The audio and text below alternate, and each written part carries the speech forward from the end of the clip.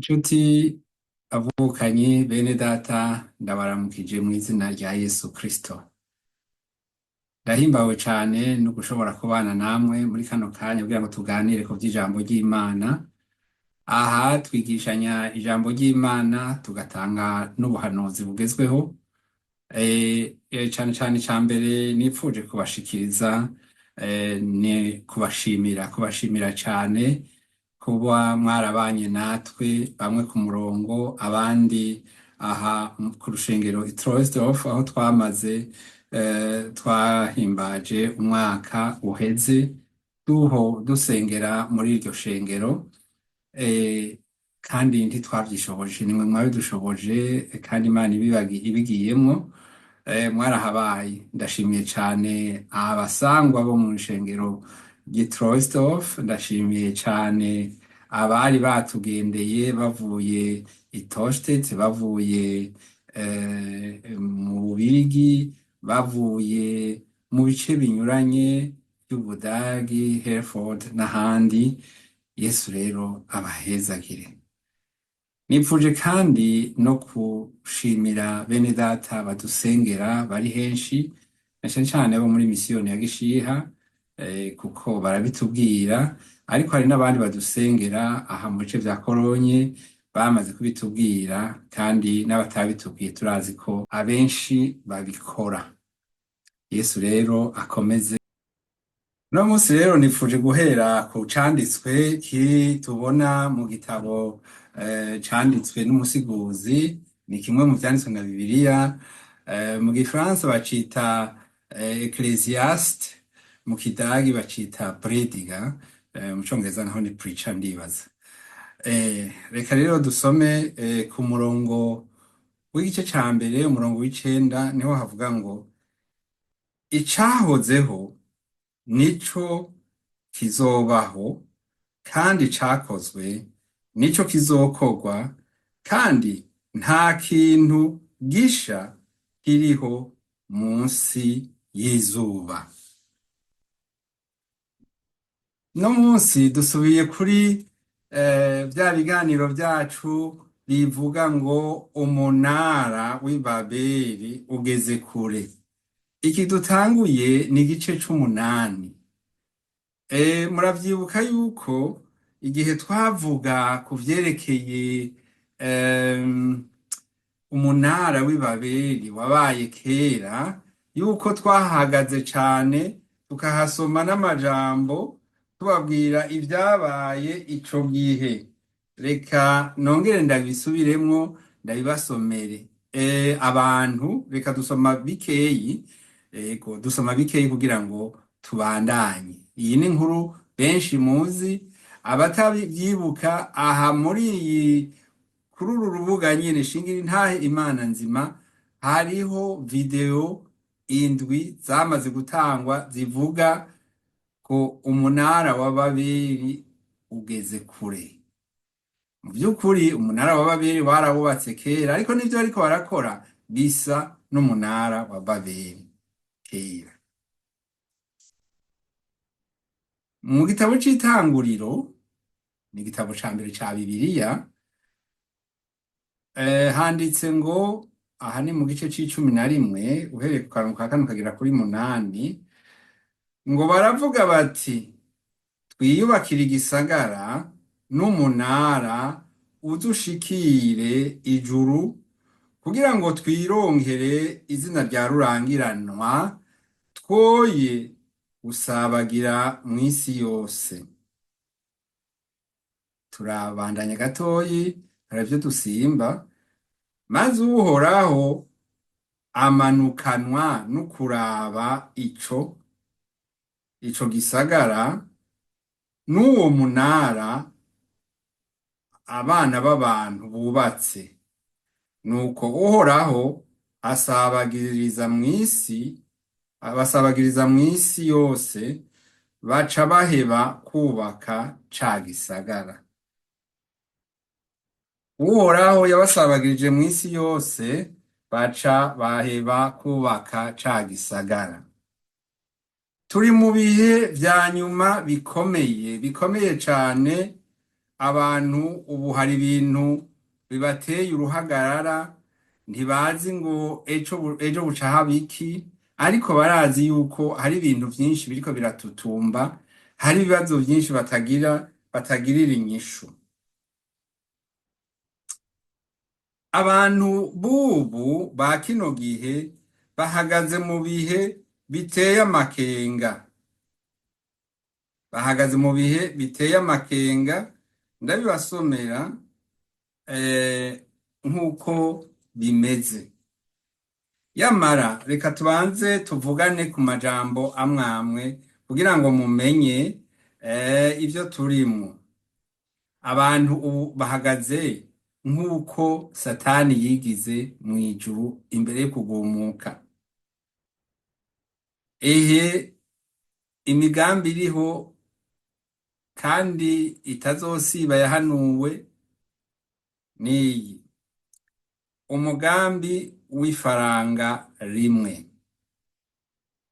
Karangamuntu y'ikoranabuhanga, reka twitizire ijambo ry'ikinyarwanda, karangamuntu y'ikoranabuhanga, ni ukuvuga ni karangamuntu izoba iri mu muntu. Yego, umugambi wo guhindura umuntu muri kamere, ni ukuvuga bakoresheje ivyo bita ubwenge bukorano. Bavyita ubwenge bukorano, ni ico bita intelligence artificielle. Uwundi mugambi n'umugambi w'idini rimwe, leta imwe y'isi yose, n'ingoro ya gatatu ya Salomo i Yerusalemu. Abantu benshi baribajije bati ya amatora muri Amerika araje, uriya akunda twebwe yanka bariya, uriya azodufasha ibi. Abandi nabo bati yo uriya asanzwe atwanka. Uriya yatowe n'abanyagihugu b'igihugu ciwe ca Amerika, ntawe ubihakanye ko bafise ububasha bwo gukora ibintu vyinshi, kandi bamaze iminsi bakora ibintu vyinshi mu bihugu bitari bike.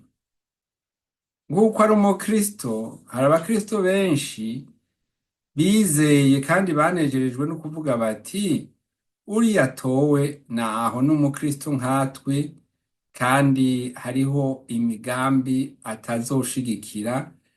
Umugambi musanzwe muzi ni umugambi wo gukorora inda, ni umugambi wo kurondera ngo abantu bahuje ibitsina bakomeze babikore, bongere baronke novuga n'uburenganzira bw'ibintu vyinshi, kubera ko harabaho n'amafaranga atangwa kugira ngo ababaho badahuje ibitsina canke bahuje ibitsina bakafashwa canke ibikorwa vyabo bigashigikirwa, n'ibindi vyinshi bikoraniye mw'ijambo, n'abihindura bakava mu gitsina iki bakaja mu kindi. Abo rero ivyo vyose bikoraniye mu kintu bita movement woke, sinzi niyo kiva mugabo bavyita wokisme. Ivyo rero uriya mu perezida mushasha ntagomba no kuvyumva mu matwi, oya, kandi ntabishigikiye. Ahandi mwarabonye umuperezida wo mu gihugu c'Ubufaransa agenda kubaza abana ngo mbega ngo muvyumva gute ngo iyo ngo umwana atunzwe n'abavyeyi bahuje igitsina. Sivyo nagomba kwinjiramwo cane, mugabo nashaka kubabwira yuko hari bizohinduka, ariko hariho n'ibitazoshobora guhinduka kubera uko ubuhanuzi buteye. Ubwa mbere hoho mumenye yuko n'intambara, igihe turimwo n'ic'intambara, si igihe co kutwenga, ni igihe c'intambara. Ariko twebwe twabwiwe ngo abamusenga nibamusenge mu mpwemu no mu kuri. Haleluya, haleluya. Reka duhere ku mugambi w'ifaranga rimwe. abo mu Burundi baramaze kubibona gatoyi, ubu uye eh, barahawe amakarata ya banki, kugira ngo bashobore gutwara muri ya mashine ibahe amafaranga. Ubuye ariko ubuhinga buriho bugezweho bariko bagerageza kugira ngo abantu baronke akantu kari ngaha gashize ngaha, canke mu jisho, kugira ngo bashobore gutora amafaranga yabo. Ifaranga rimwe turumva rivugwa. Mu minsi iheze hariho ibintu vyigeze kuvugwa kandi n'ubu biravugwa vyitwa la monnaie crypto money. N'amahera adafadika aboneka mu biharuro kandi no mu nyabwonko no mu mashini canke muri telefone. Iyo niyo nzira turimwo, kandi kubera ko vyoroshe, murabona ahantu ngira ko ndababwira nk'abantu bari mu gihugu c'u Burundi canke u Rwanda, mumaze kugera ku bintu biri imbere cane, kuko twebwe guhana amahera kuri telefone ntivyoroshe nka kuri iwanyu mubigira muri Lumikash na Ecocash, ariko naho umenga bitangwe kuza, kuko yego naho nyene bizohaba. Rero uwo mugambi w'ifaranga rimwe uzoboneka. Urumva ubu uye uwutanze kuri Ecocash amarundi atanga amarundi, sinzi ko ubu yageze guhinduka, ariko kugira ngo yose bayite nk'ihera rimwe birashoboka navyo nyene, ikaba ihera ringana n'ihera. Yego, reka rero nico ntituza kukibandanya ko gose. Iki ni mu bibazo bimwe, ni mu mugambi umwe umukuru w'igihugu ca Amerika mushasha adashobora kuzokomakoma. Karangamuntu y'ikoranabuhanga, karangamuntu, sinzi ko mwigeze kumva ikiganiro, naracumvise. Mu gihugu ca Kenya bavuze yuko amakuru yatumenyesheje yuko abifuza audio no ibarungikira canke video no ibarungikira muri WhatsApp, igihe bobisaba hariya muri ku nomero zanje, bavuga yuko ubu uye hariho projet pilote, no kuvuga umugambi w'igeragezwa. Abana bavutse ubu ntibazogenda bafise nta bipapuro vy'uko bavukiyeko bazobaha, bazobashiramwo karangamuntu muri bo nyene, bazobashiramwo akantu batahe bafise karangamuntu. Ariko aho ni muri Kenya, sinzi rero ko bazoca babigira ahantu hose canke bamaze kubitangura kubigira ahandi, ico ntaco nomenya. Nashaka kubabwira yuko uwo mugambi uriho, uri mu bihugu vyose, nta gihugu kiriko kiravyanka, byose biriko vyumva yuko bokora karangamuntu imwe, karangamuntu iri mu muntu, itari mu rupapuro. Ariko ngaha nyene nasizehe murambarira, ariko ngaha nyene mwovuga muti none ibi bice ibi bihuriyehe n'ijambo ry'Imana? Hamwe ivyo vya karangamuntu koko vyokunda, hamwe ivyo vy'ihera rimwe koko vyokunda, hari ibintu vyoca bishoboka bitari vyashobotse kare. Mbabarira imashini yanyankiye ariko iranguha. Hari ibintu vyoca bikunda gukoreka. Reka twigire hariya mu vyahishuriwe Yohana, mu gitabo c'Ivyahishuriwe Yohana, igice ca 13. Ivyahishuriwe Yohana igice ca 13 umurongo wa 16 hatubwira aya majambo. Nikizoba gitegeka, ni mukuru azobategeka canke bacise nk'igikoko canke bacise ikintu c'igihangana. Ngo congera gitegeka ko abantu bose, abakuru n'abato, abatunzi n'abakene, abagurano n'abidegemvya bashirwako ikimenyetso mu kiganza canke mu ruhanga kugira ngo ntihagire n'umwe ashobora gusoma canke kudandaza atagifise. Ico kimenyetso ni izina rya ca gikoko canke igiharuro gihagarariye izina ryaco. Reka tugeze ngaho. Ni ukuvuga umuntu ashobora kwibaza ati mbega umuntu azobuzwa kusuma gute canke azobuzwa gushwira ico ashora gute? Iyo kontrole yova hehe? Hano twararonse ikintu kigereranywa n'ivyo mu gihe hari habaye ka kantu bita guma mu rugo. Ino nta guma mu rugo yariho cane ico gihe, ariko bavuze bati uwuterekanye yuko hari akantu bamugiriye ntashobora kwinjira muri resitora, ntashobora kwinjira mu mangazini, ntashobora. Hari n'umwana yari agiye gukorera permis de conduire, uruhusha rwo gutwara imodoka, baramubwira ati iyamara utatweretse ko hari akantu bakugiriye kamwe bita amazi y'ingona, nta permis de conduire, nta ruhusha rwo gutwara imodoka uzoronka. Turiko turumva ibi vyari hanze, ntivyari mu mubiri, vyari werekana ikintu cerekana ko, ariko ubu biri mu muntu. Ngira musanzwe mubizi yuko ino hariho canke n'iyo muri Afrika biriho imyango yiyugurura mugabo nkaho jewe nkorera mfise akantu ushira ku mwango kakiyugurura, nta rufunguzo umuntu ategerezwa kuzunguza. Ako kantu rero mu bihe bizoza kazoba kari muri twebwe, ndavuga mu bintu vyo gusuma no mu bintu vyo kugurisha.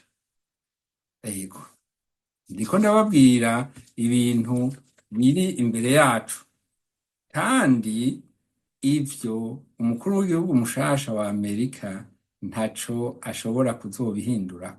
Ego arashobora kuzobihindurako, kubera ko mu biganiro twavuganye ejo bundi narababwiye ko hari abashakashatsi bavuze bati erega ako kantu hasigaye gusa ko bagashitura canke bakatsa kugira ngo gakore. Ni ukuvuga ni ikintu citwa ko abantu bari muri systeme. Ni ukuvuga yuko ako karangamuntu intango yo kugashira mu muntu yoba igeze kure nayo nyine. Nuko Yesu abahezage. Hanyuma umugambi ukomeye. Reka turabe ko hari igisomwa ko kwishimikiza hano kuri ivyo nababwiye, kuko hari amajambo twagiye twamaze kurisoma. Yego mugabo ndabonye irindi avariza.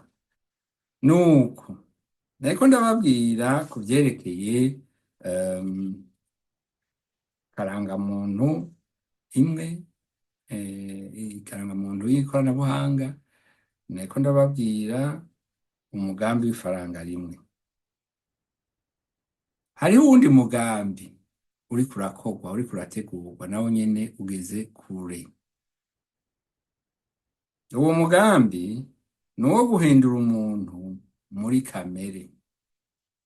Uwo mugambi wo guhindura umuntu muri kamere, abantu baravuze ngo egome, ngo ubwa mbere ngo kuvuga ko Imana yaremye umuntu canke ko Yesu yaje ngo ni ibinyoma. Rero ubu hagiye kuba ngo abantu babiri, umuntu yaremwe uko tumeze ubu, ntawadukoze, ntawadushizemwo akuma, twaravutse nk'uko Imana yabishatse. Ariko abahinga ubu bavuze bati oya, abantu bubu bararuha, ariko uwo bashiramwo nk'akantu ahantu bokora, kandi bagakora bataruha.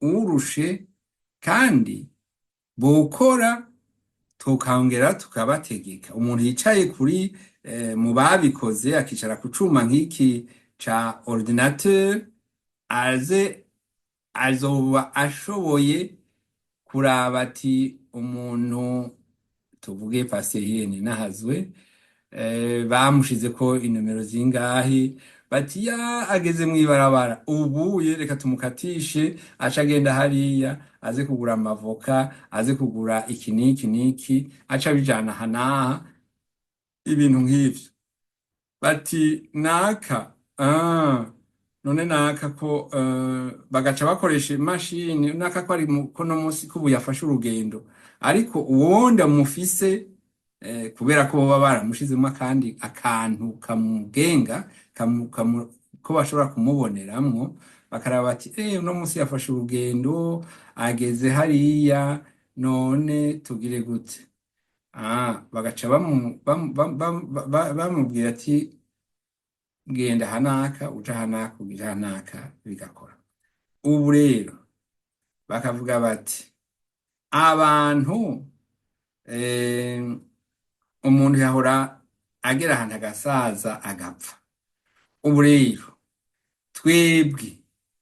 twebwe tugira dukore kugira ngo umuntu ntazopfe ubwenge bwiwe tugende tubushire kuri kucuma dushobora gushira kuri ordinateur babizi barazi stick sinigana bavyita mu kirundi stick USB stick kandi sinigana bakita kamwe babikamwo amafichier bati tuzoca tumubika umubiri upfuye tuwute canke tugaburira ibikoko canke abantu bawurye canke ibice vyiwe babikoreshe nuko uwo ni wo mugambi bafise w'ihindura wo guhindura ubwoko bw'umuntu canke umuntu muri kamere kiwe bagaca bavuga ati biriya vy'ukuzuka n'ijuru ntavyo kuko twebwe ni twebwe tugiye guhora tumenya ico umuntu wese azoba tuzobakoresha uko tugomba dukoresheje ubuhinga dufise hanyuma bashaje tubakuremo dukora abandi ibintu bene ivyo ubwenge bwabo bashaka tubushire no mu bandi canke tubushire mu bandi twaremye muri robo twakoze ni ubuhinga bukomeye kandi buteye ubwoba umuhinga mu bari imbere muri ivyo yitwa ni umuprofeseri yitwa Noah Yuval Harari niwe yavuze ati aho tugeze twebwe ubu turiko turaba Imana ati kuko Imana yararemye niko Bibiliya ivuga ati twebwe tuzorema kandi mbere tuzobigira na neza kurusha aha muri ibi vyuma biriho niyo video nashoboye kwiraba uno munsi nongera kuyibona aho uwo n'umugambi nabo nyene uriko urabandanya bavyita mu ijambo ry'igifaransa transhumanisme ni ukuvuga yuko umuntu muzohura atakira umuntu kubera ko bazoba bamushize mwo akantu kamukoresha nk'imashini kamukoresha nka robo nabonye umuntu mu kiganiro yashizeho umwe mu baperezida b'igihugu kibanyi kitari kure cyane rwose uburenganire bw'ibihugu bibiri ngira ngo kugira ngo ushikeyo berekana aho boba baramushizemo akuma gatuma iyo ariko aravuga canke bashobora kumubwira ivyo akora hariho abamaze iminsi bavuga bati uriya mutama yahora canke n'ubu akiramutswa kiriya gihugu kinini baramuha ibipapuro agaca avuga ati mbega mubona ngiye gusinya iki murazi ko n'umuntu akuze w'imyaka 81 menga niko bavuga ariko burya ngo amakuru yacaronkera ahantu bati kora ibi n'ibi n'ibi agaca amenya ivyo akora ego ngira ngo ni inkuru ariko namwe muze murabiraba ibi nivyo bihe tugezemo ivyo bihe tugezemo ego idini rimwe nanditse amapoint novuga ibintu bitandatu. Ikindi bintu sinakibironse mugabo naronse uyu munsi naronse ibintu bitandatu ivyo kugira idini rimwe. Ivyo kugira idini rimwe narabibaganiriye ejo bundi ndababwira ico bita Abrahamic Family House. Abrahamic Family House ni complex n'ahantu bubatse, ni ikigo kirimwo amashengero, inzu zo gusengeramwo zitatu, iy'abakristo, iy'abamizirima abisilamu n'iy'abayahudi. Aho rero barumvikanye bavuga bati twebwe kukwizera kwacu kuva kuri Aburahamu, nimwumva neza yuko duhuje amashengero amwe amwe carihuta no kuvuga cane nko mu bakristo, ngo ubu rero kirazira kuko nabo boba baranabisavye guha ubutumwa umuyisilamu kubera yuko twizera Imana imwe. Ariko baba abayisilamu baba bo abayahudi ntibemera, bo mw'idini y'abayahudi ntibemera ko Yesu ari Imana muri twebwe.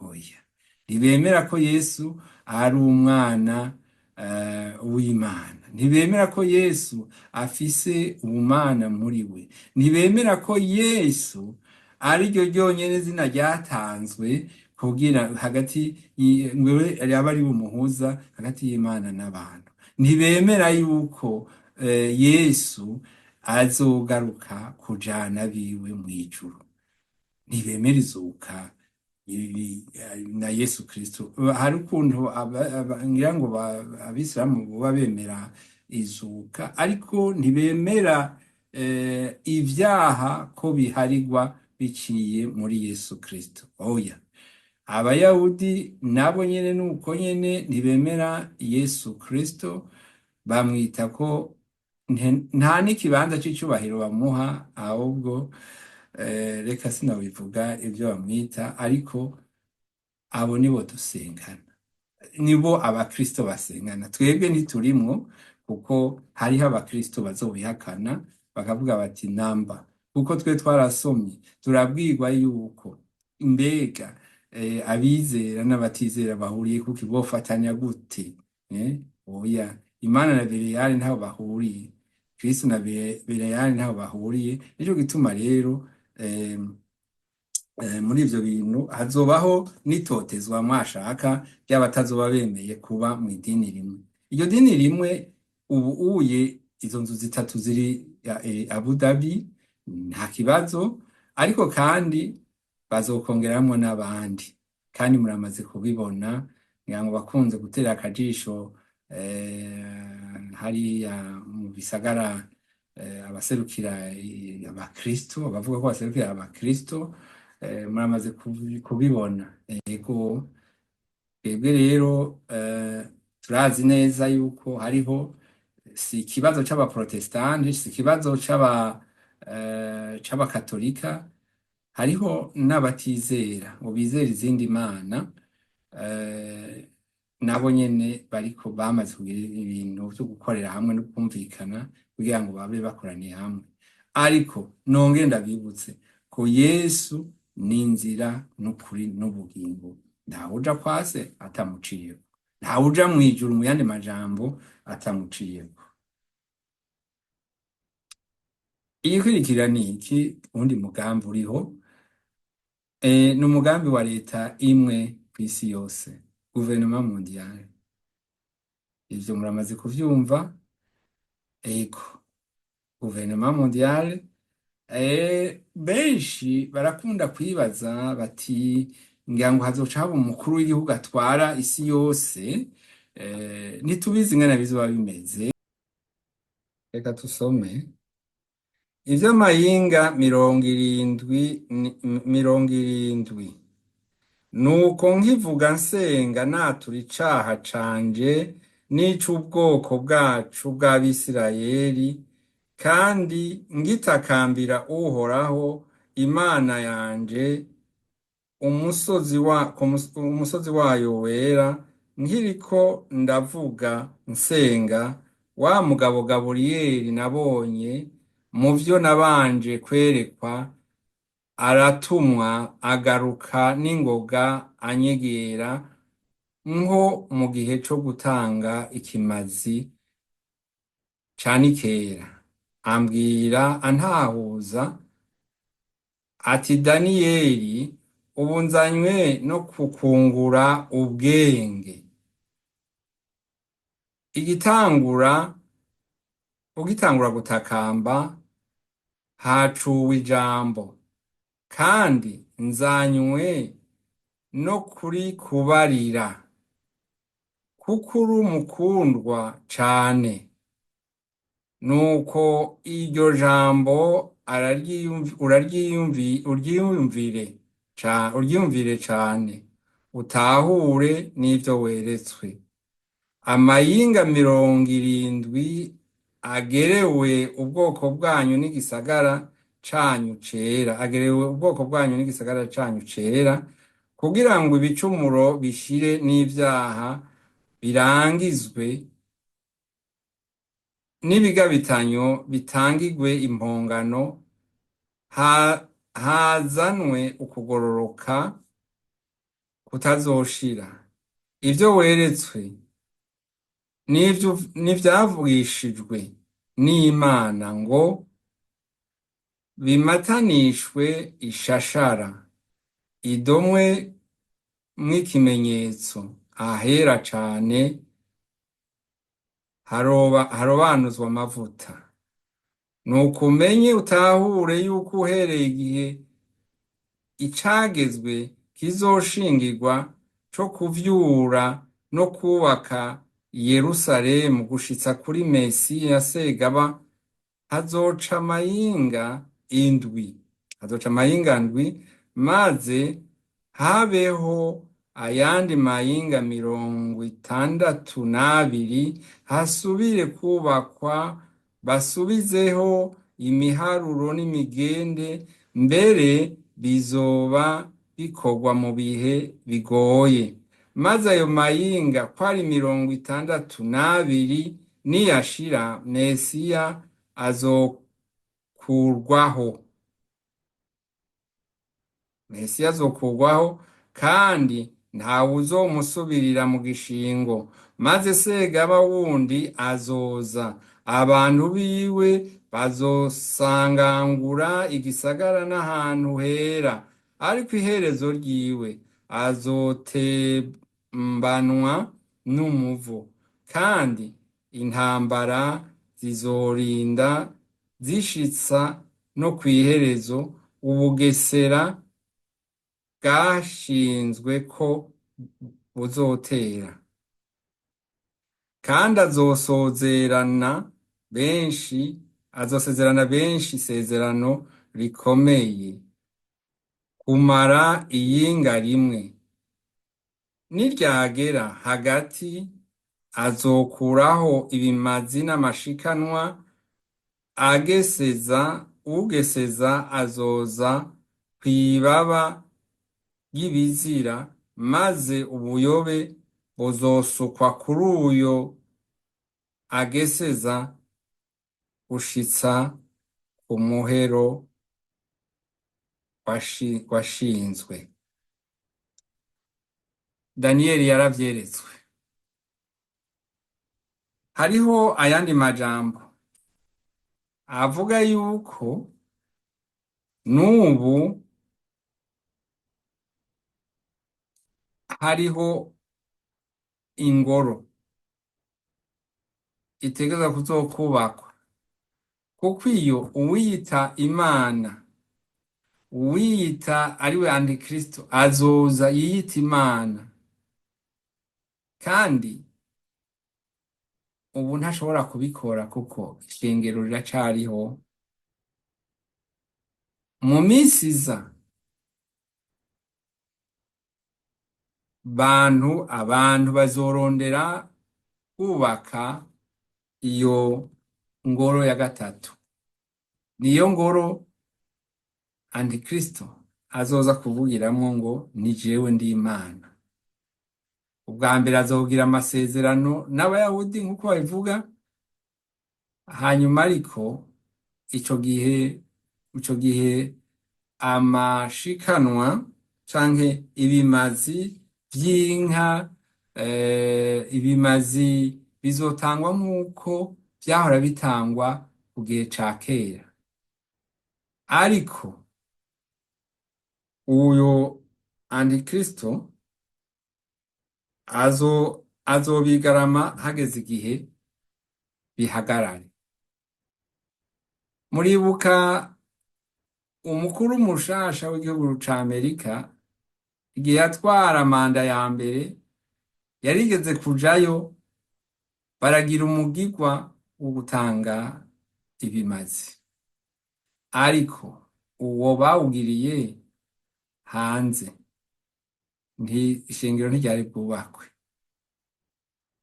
Ubu mu minsi izoza rizokubakwa. Ngiki ico nibaza kumbura azohava agiramwo uruhara, ariko siwe vyose azobikora. Nashaka kukubwira wewe ukiri ngaho, hari ibibazo vyinshi wibaza, ukaba wumviriza amakuru mu gitondo, amakuru ya sasita n'amakuru yo ku mugoroba, kugira wumve ibiriko biravugwa kw'isi. Ndiko ndakumenyesha yuko niko ivyahanuwe bizoba. Ivyahanuwe bizoba, ariko wewe niwaba utiteguriye kwakira umwami Yesu, uzobihomberamwo. Niwaba ukigendera mu vyaha, uzobihomberamwo. Gira witegure, witandukanye n'icaha, witandukanye n'igisa naco. Ego urondere kugendera mu nzira ifunganye. Mwabonye iryo jambo riri muri Matayo 14, duhere kuri 13. Irembo rifunganye niwo mutwe w'amajambo, niho havuga ngo muce mu irembo rifunganye, kuko irembo ryagutse n'inzira y'igihamo, ari vyo bijana abantu mu mahonero, kandi abahaca ni benshi. Ariko irembo rifunganye n'inzira ntoya, nivyo bija mu bugingo, kandi abahabona ni bake. Niba rero witeguriye kuzoja muri iryo dini rinini rimwe riko rirakorwa, uri mu nzira yagutse, uri mu nzira ijana mu mahonero. Reka dusome aya majambo dusoma muri Korinto, niyo nari nagombye kubasomera kare, bavuga ngo ni ibaruwa ya mbere ya Korinto yandikiwe Abanyekorinto 15:4-5 gushika 47. Niho bavuga ngo umuntu wa mbere Adamu yabaye ufise ubugingo, umuntu wo hanyuma yabaye impwemu itanga ubugingo. Umuntu wa mbere yandurutse mw'ivu, n'uw'umukungugu. Umuntu wa kabiri yandurutse mw'ijuru. Ubu rero hariho inzira zibiri, nubwo bariko barazana iya gatatu. Iya mbere ntaco tuyihindurako, turaba Adamu, twavuye mw'ivu, turaba umukungugu. Hariho iyindi yo mw'ijuru yazanywe na Yesu Kristo. Iyo rero niyo dukwiye kwihatira kujamwo, kugira ngo ntituze dusubire mu mukungugu, tube ab'umukungugu. Mu yindi mvugo ni hahandi muri Daniyeli avuga ngo bamwe bazikangurira amahirwe adahera, abandi nabo bikangurire ubumaramare. Ego nuko rero nshuti zanje, nashatse kubaganira ku majambo akomeye y'ibihe turimwo. Abafise ivyizigiro vy'umurengera kuri umushasha wa Amerika, nimukomeze gusenga kugira ngo ivyo Imana yipfuje ko aza gukora hano kw'isi abikore nk'uko Imana yabimutumye. Benshi batanguye kwibaza bati mbega none ujya kumenga ni kirandamuke umenga none Imana irashobora kumukoresha, irashobora kumutuma, irashobora kumukoresha. Mu vyerekeye ubukristo, ego twe ntidutanga igipimo, ariko nta ntabwo asanzwe yitwa ngo ni umukristo w'akarorero, ariko Imana ikora uko igomba kandi reka tuvyizere. Ego, nuko rero Yesu abahezagire, mwari kumwe na Pasiteri Irene Nahazwe, twashaka kuvuga kuri iyi ni feyeton canke ni episode y'ibi bihe, mu bisanzwe ikiganiro ngira ngo cohera umunara wa Babeli usenyutse. Ego rero tugeze ku gice c'umunani uno munsi, turifuza yuko tutosubira tukabandanya tukababwira ku bindi bice. Aho muri hose Yesu abahezagire. Murashobora gusanga hano munsi inimero yanje canke mukabona ivyo duhora dukora canke twanditse vy'amajambo y'Imana kugira ngo bigire uwo bifashije.